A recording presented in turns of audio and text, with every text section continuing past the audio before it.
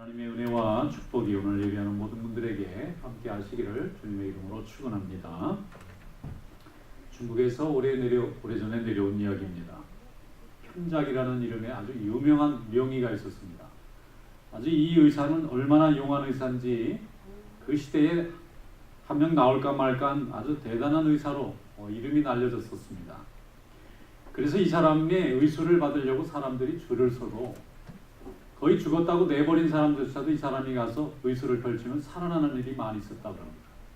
그러니까 이 사람이 얼마나 의술로 뛰어났는지 나중에 그 소문이 임금님에게, 왕에게까지 전해졌어요. 그래서 왕이 그 사람을 꼭 한번 만나고 싶어 해서 이제 불려왔습니다.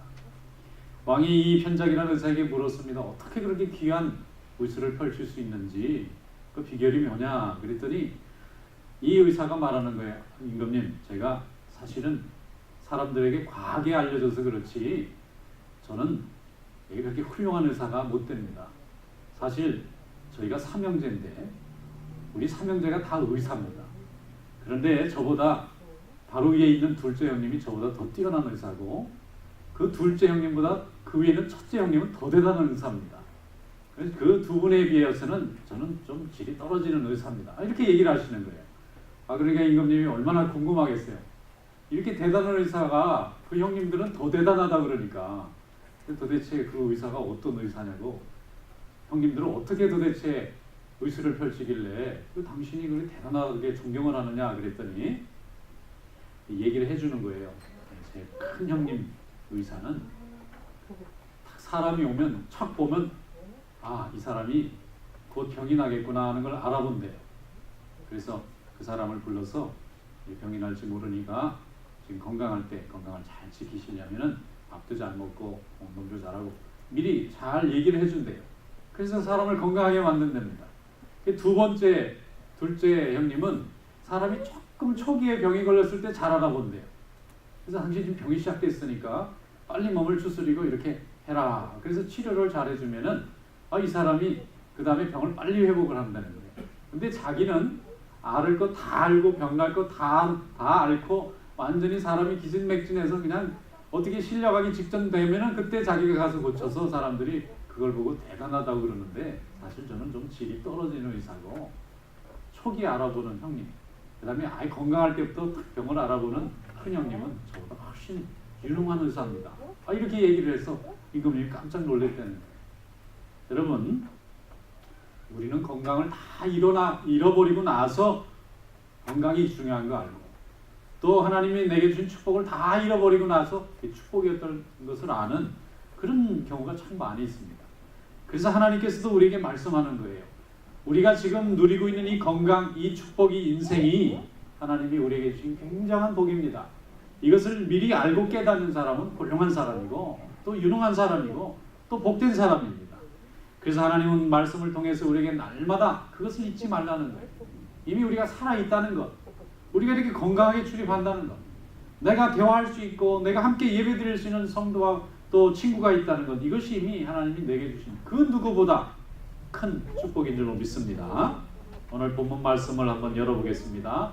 시편 136편 21절에서 26절 말씀입니다. 다 같이 읽어보겠습니다. 시작. 그들의 땅을 기업으로 주신 이에게 감사하라. 그 인자하심이 영원하미로다. 곧 그 종 이스라엘에게 기업으로 주신 이에게 감사하라. 그 인자하심이 영원하미로다. 우리를 비천한 가운데서도 기억해 주신 이에게 감사하라. 그 인자하심이 영원하미로다. 우리를 우리의 대적에게서 건지신 이에게 감사하라. 그 인자하심이 영원하미로다. 하늘의 하나님께 감사하라. 그 인자하심이 영원하미로다. 아멘. 이스라엘 백성들은 한 해 농사를 하고 애를 쓰고 나면은 이제 추수 계절이 오면 초막절이라는 특별한 절기를 지켰습니다. 이 초막절이 되면 자기 집이 멀쩡히 있는데 자기 집에서 나와가지고 집 뒷뜰을 가든지 아니면 멀리 들판으로 나가든지 그래가지고 텐트를 치고 이스라엘 백성들이 조상적에 광야에서 40년 살았던 것을 재현합니다. 그 재현하면서 뭘 하느냐면은 먹는 것도 싸들고 가니까 좋은 음식도 못 먹고 그리고 그동안 며칠 동안 앉아서 거기서 성경만 읽다가 나와요. 해마다 그 일을 반복하고 지금도 합니다. 왜 그런가 하면은 하나님이 이스라엘 백성들을 광야에서 지켜준 그 40년을 잊어버리지 말아야 오늘 주신 이 풍요와 이 축복이 얼마나 큰 건가 하는 것을 알기 때문에 하나님을 감사하는 믿음을 계속 기억하게 하려고 초막절에 이 아이템이 이게 감사예요. 감사를 잊어버리지 말기 위해서 스스로 고생을 자청하는 것입니다. 이스라엘 백성들은 출애굽을 하면서 하나님의 나라의 백성이 되었고 나라를 이루었고 또 하나님의 일을 감당하는 그런 백성으로 선택받았어요. 그래서 그 뿌리를 이해하지 못하면은 감사가 나올 수 없기 때문에 해마다 초막절을 지키면서 감사하게 되었어요.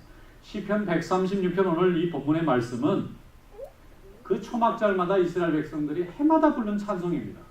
하나님이 우리에게 기업을 주셨습니다. 우리에게 땅을 주셨습니다. 우리에게 비천한 가운데서 우리를 건져주셨습니다. 우리를 대적 가운데서 일으켜주셨습니다. 땅을 주고 비즈니스를 주고 어려움 중에서 건져주고 나를 괴롭히는 사람에서 건져준 이 모든 것으로 인해서 오늘 내가 살아있고 존재하기 때문에 그 축복을 주신 하나님 앞에 감사하자는 것입니다.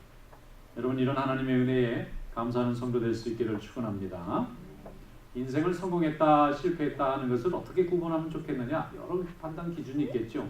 소유의 많고 적음, 지위의 높고 낮음, 혹은 뭐 자기가 사람들에게 받은 인정 뭐 이런 것들이 다 될 수 있겠습니다만은 성경에서 말하는 감사의 중요한 성공의 기준은 감사에 있어요. 실패한 인생은 날마다 원망밖에 없어요.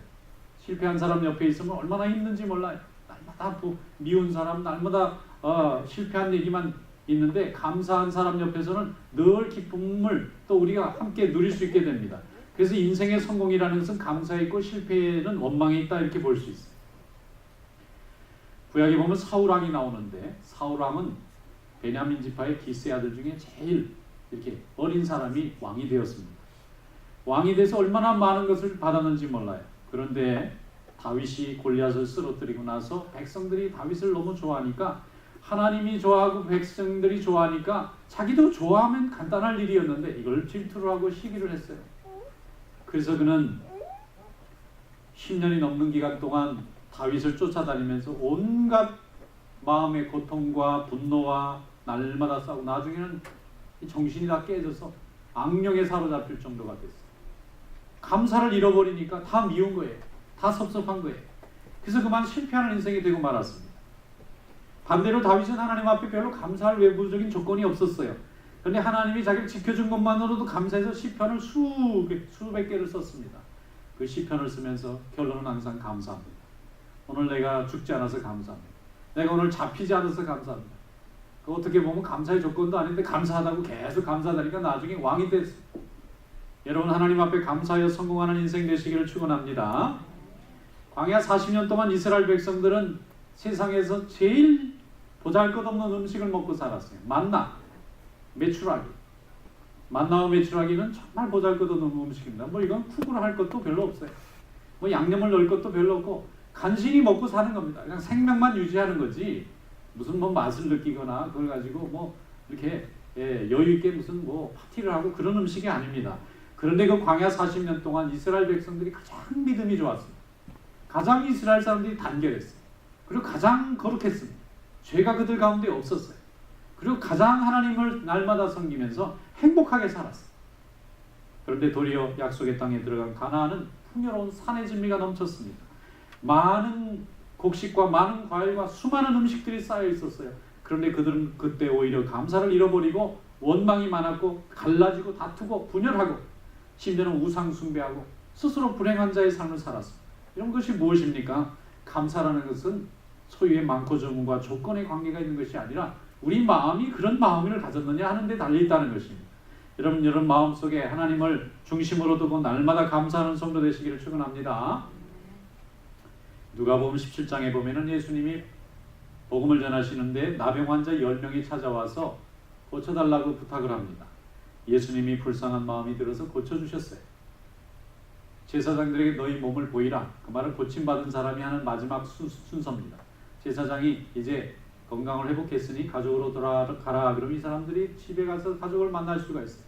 그런데 나병 환자는 사람하고 접촉하면 안 되는 질병이기 때문에 병으로 판정되면 일단 추방당합니다. 사람들이 사는 빌리지에 들어올 수가 없어요. 전염을 하는 원인이 되기 때문에 이 나병 환자로 판정을 받으면은 사람들 사는 동네에 못 들어오고 짐승들이 사는 굴에 살아야 돼. 얼마나 가족이 보고 싶겠어요. 그런데 병자인데다가 이제 사람들 마을에 들어올 수도 없고, 만약에 잘못 들어왔다가 발각되면 돌에 맞아 죽습니다. 그런데 이제 병이 나았단 말이에요. 그러니까 얼마나 기쁘겠어요. 그러니까 빨리 집에 가서 식구들을 만나려고 뛰어가는데 그 중에 한 명이 깨달았어요. 나를 이렇게 낫게 해주신 분, 내가 감사하다는 말도 못하고 가면 사람인가? 이래가지고 돌아가서 예수님에게 엎드려서 감사했어요. 그랬더니 예수님이 평소에는 그런 말씀 안 하시는데 누가복음 17장 17절에 그렇게 말씀했어요. 예수께서 대답하여 이르시되 10사람이 다 깨끗함을 받지 아니하였느냐? 그 9은 어디 갔느냐? 그 9이 어디 갔느냐고 묻는 거예요. 예수님이 뭘 바래서 물어보는 게 아닙니다. 몰라서 물어보는 것도 아니고 주변에 있는 사람들에게 감사를 가르치려고 하는 거예요. 인간이 하나님 앞에 절박할 때는 매달리고 애원하고 눈물 흘리고 막 별 노력을 다 하는데 일단 주시고 나면은 잊어버려요. 그리고 하나님 앞에 보답을 해야 된다는 것을 잊어버려요. 인간의 참된 가치는 무엇이냐? 모두가 다 은혜를 받는데 고상한 가치를 가진 사람은 은혜를 보답할 줄 아는 사람이 이게 고상한 인생을 사는 겁니다. 모르겠다고 잊어버리면 이게 그렇지 못한 것입니다. 받은 은혜에 감사가 있느냐 하는 것이 하나님 앞에 축복받은 자의 삶입니다. 제가 한국에서 목회할 때에 어떤 집사님에게 신방을 가게 되었는데 권사님들이 신방대원으로 저랑 같이 움직이시는데 그 집을 한번 가보자는 거예요. 불쑥. 그래서 가보자고 갔더니 주소를 가지고 잘 못 찾겠더라고요. 어떻게 꼬불꼬불하고 이렇게 막 동네가 복잡한지 지금은 이제 다 없어졌을 거예요. 그런 동네가. 근데 거기는 이렇게 약간 허름하게 생긴 달동네 같은 데인데 이 골목 가도 가고 그 골목 가고 굉장히 길이 복잡하더라고요. 물어 사람들한테 물었더니 미장원이래요. 그 집이. 그래서 찾아갔더니 집사님이 마침 계시고 사람들이 동네 아줌마들이 꽉 차 있더라고요. 이게 목사님이 권사님하고 들하고 불쑥 오니까 막 부랴부랴 막 손님들 어쩌고 대충 깨우고는 막 내보내고 이제 예배를 보게 되었는데 예배를 보는데 남편이 계시다는 거예요. 그래서 그럼 나오셔야죠. 목사님이 오셨으니까. 그랬더니 좀 미적미적해요. 이 집사님이. 왜 남편이 뭐 어디 가셨냐니까 있긴 있대요. 그럼 나오셔야지. 그랬더니 못 나오신대. 알고 보니까 이분이 병에 오래 걸리셔서 뒷방에 그냥 남편을 눕혀놓고 본인은 가게 나와서 매일 비정한 일을 하고 계시는 거예요. 그래서 가슴이 얼마나 아픈지. 그러니까 뭐 대화만 간신히 가능하고 이렇게 누워 계시는데 그래서 이제 기도도 많이 해주고 권사님들도 좀 많이 이렇게 위로해주고 그래서 이제 나중에 제가 물어봤어요. 얼마나 힘드시냐고. 이렇게 남편이 있으면 보호를 해줘야 되고 남편이 있으면 돈을 벌어다 줘야 되고 그런데 아이들하고 말이죠. 이 집사님이 남편은 그냥 누워있고 자기가 돈을 버는 거예요. 자기가. 근데 이분이 얼마나 인심이 좋은지 동네 아주머니 어려운 건 다 도와주고 다 밀어주고 막 그래서 아주 소문난 분이더라고요. 교회도 열심히 다니시고 이분이 굉장히 그 병자된 남편을 수발하고 일하면서 이분이 인품이 완전히 다듬어졌어요. 불쌍한 사람들 잘 도와주고 어려움 잘 참고.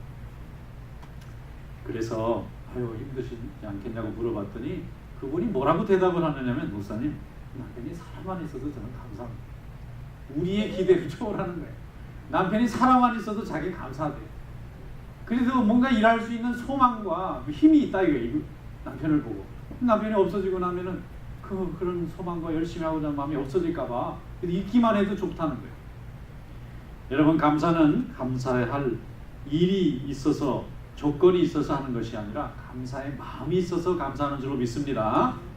여러분 오늘 내가 건강하고 오늘 성전을 자유롭게 출입하고 성도들과 함께 떡을 떼고 하나님 앞에 한 마음으로 기도하고 서로 위로하고 안부를 묻는 거 이거 자체가 이미 감사입니다. 이 감사를 생각할 때 하나님은 감사의 조건을 더 부어주실 줄로 믿습니다. 예수님의 제자들 중에는 성공한 제자도 있고 실패한 제자도 있습니다. 주의 일을 잘 감당한 사람은 성공한 제자고 그 감당 못한 사람은 실패한 제자인데 그 대표적인 인물이 가룟 유다잖아요. 가룟 유다는 머리가 굉장히 영리했어요. 그래서 예수님이 돈꾀를 맡겼어요. 13명의 남자들이 날마다 왔다 갔다 하면서 복음 전하는데 그 13명이 매일 먹는 문제를 해결했을 겁니다. 누가 우리 집에 와서 요하소서 그럼 들어가서 자고 드십시오 그럼 먹을 걸 먹으면 되는데 항상 그런 일이 있지는 않았을 거 아니겠어요. 어떤 때는 며칠씩 못 먹는 날도 있었을 거예요. 어떨 때는 뭐 너무 맛있게 먹는 날도 있었을 겁니다. 그러니까 그걸 잘 조절해서 13명이 항상 먹는데 지장이 없게 그걸 음식을 준비하고 또 누가 가끔 예수님에게 먹을 걸 주거나 뭐 필요한 데 쓰시라고 주면은 그걸 다 정리했다가 13명이 늘 먹을 수 있도록 해야 되니까 가룟 유다야말로 예수님의 신임을 받은 사람이에요.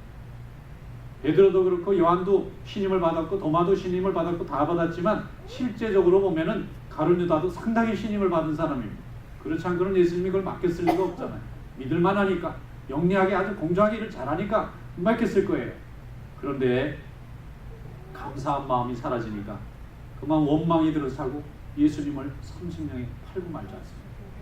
반면에 세리 마태라는 사람이 있습니다. 이 사람은 예수님의 제자가 되기 전에 세리를 했어요. 세상에서 세무 직원을 했어요. 그래서 돈도 많이 벌고 사람들에게 큰 소리도 쳤습니다. 그런데 예수님을 만나는 순간에 세리의 모든 것을 내버리고 예수님의 제자가 되었어요. 그리고 열심히 예수님을 나같이 천한 사람을 제자로 받아줬다 생각하고 감사한 마음으로 예수님 옆에서 열심히 일을 보다 보니까 나중에 마태가 마태복음을 쓴 사람이 됐어요. 마태복음. 마태가 살아서는 이렇게 많은 사람을 전도 못했을 거예요. 그런데 마태가 죽었는데도 이 마태복음에 예수님에 대한 얘기를 읽는 사람마다 구원을 받고 주님의 은혜를 받고 인생이 살아나는 축복을 받지 않습니까? 감사하면 이렇게 하나님 복을 주실 줄로 믿습니다.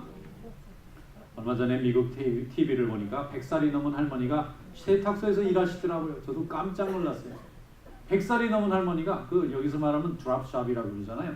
세탁소는 저기 있고 여기서 다 이렇게 옷을 받았다가 주문했다가 돌려줬다가 하면서 그 일 보는 일인데 그거 굉장히 복잡합니다. 생각보다. 그런데 이 일을 하면서 말이죠. 할머니가 굉장히 건강하신 거예요. 그래서 100세까지도 일해도 되겠구나.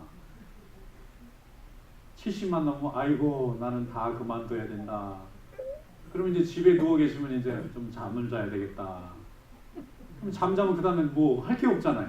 그런데 이분은 매일 아침 100세가 넘었는데 가셔서 할머니가 매일 옷 주문 다 받고 다 만들어진 것도 다 돌려주고 그러면서 열심히 일하시는데 기쁘게 일하는 거예요.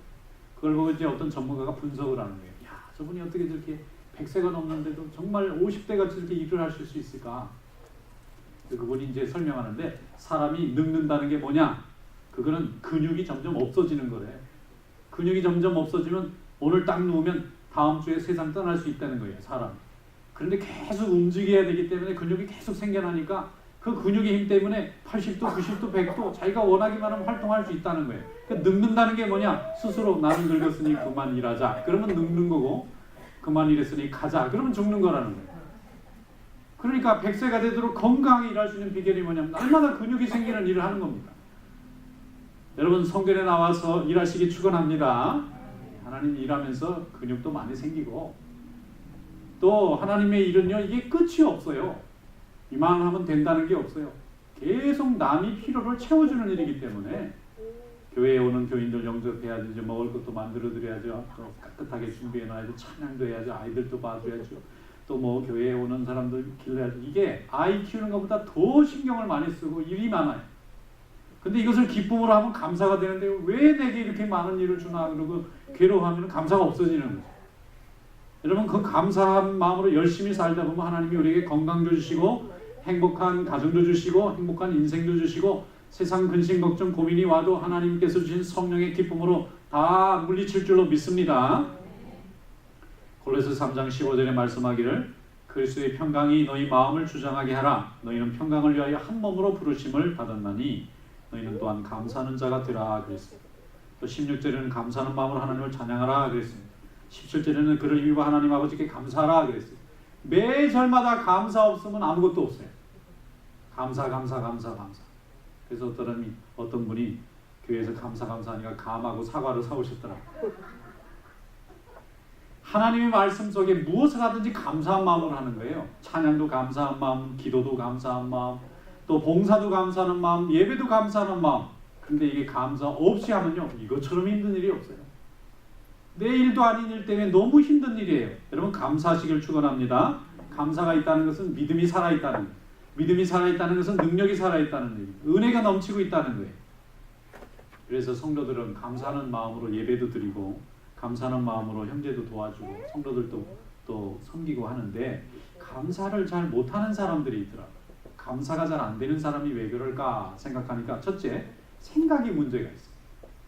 깨닫지 못해요. 감사하다는 생각이 없어요. 불행하다고 생각해요. 억울하다 생각해요. 손해보고 있다고 생각해요. 그래서 감사가 안 나와요. 두 번째는 감사를 해본 적이 없어요. 감사를 표현해 본 적이 없습니다. 여러분, 감사도 훈련입니다. 감사는 우러나와서 처음부터 그렇게 하는 사람은 없어요.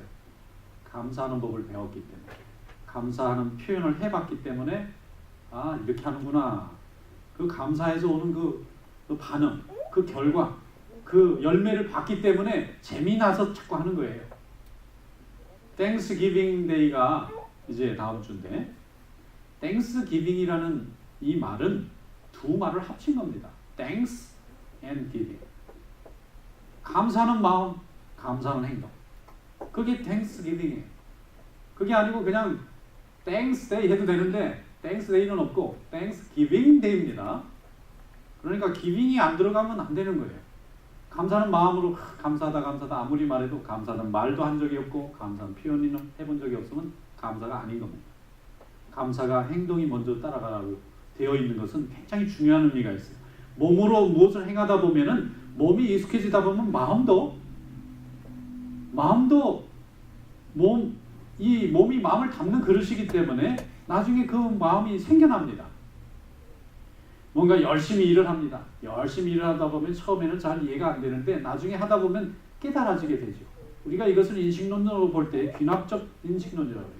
연역적 인식론은 머릿속으로 이론으로 다 정리해보고 그럴 거라고 예측해보고 진단해보고 가설을 세워보고 결론도 내려보고 그 다음에 일을 해보니까 아, 맞구나 이렇게 되는 게 연역적인 인식 방법이고 귀납적인 인식 방법은 그런 거 잘 몰라요. 결과도 잘 모르고 이론도 잘 모르고 뭔지 구분도 잘 안 되는데 일단 해보려니까 그냥 몸부터 해보는 거예요. 하루 이틀 사흘 날 계속 1, 2년 하다 보니까 아, 이게 이렇게 돼서 이렇게 오는구나 하고 나중에 깨닫게 되는데, 하나님의 믿음의 세계는 상당히 그런 면이 많습니다. 명령이니까, 말씀이니까 순종하고 일단 해보는 거예요. 하다 보니까 결과가 좋은 거예요. 사람의 마음이 바뀌는 거예요. 우리 마음에 행복이 찾아오는 거예요. 이것이 여러분 감사의 축복인 줄로 믿습니다. 마태복음 5장 38절로 42절에 보면 예수님께서 이렇게 말씀하셨어요. 오른편 뺨을 치면 왼편으로 돌려대고, 속옷을 달라 하면 겉옷도 내주고, 억지로 오리를 가게 하거든 심리를 같이 가지고, 뭘 좀 빌려달라 그러면 아예 거저 주고. 여러분, 이것은 예수님이 사랑을 가르치시기 위해서 한 비유의 말씀입니다. 근데 이 내용을 잘 보면 인식론의 방법이 들어있어요. 무슨 얘기인 줄 아세요? 오른편 뺨을 쳐요. 그러면 이 녀석이 왜 나를 치지? 그러고 싸우지 말고 왜 왼편도 때려라 그러고 내주는 겁니다. 속옷을 달라고 내 거 물건을 막 뺏어가요. 그럼 그냥 나머지도 다 같이 줘. 억지로 나를 막 오리로 가고 싶지 않은데 질질 끌고 가. 질질 끌려가지 말고 기쁘게 따라가주고, 뭘 좀 빌려달라면 거저 줘. 손해보는 일입니다. 엄청나게 손해보는 일이고 자존심 상하는 일이고 무시당하는 일이고 바보 되는 길인데, 그렇게 하다 보면 하나님께서 사람의 마음도 바꿔주시고 상황도 바꿔주시고 나중에는 내게 덕이 되게 만들기, 절대 손해보게 하지 않으신다는 약속이 담겨져 있어요. 바보같이 어리석게 하는 것 같은데 하나님의 말씀을 그렇게 하다 보면 상대방이 괴롭힘을 주려고 또 괴롭히려고 한 건데 이 사람은 괴롭지를 않아요. 그럼 어떻게 되죠? 하던 사람이 더 괴롭죠.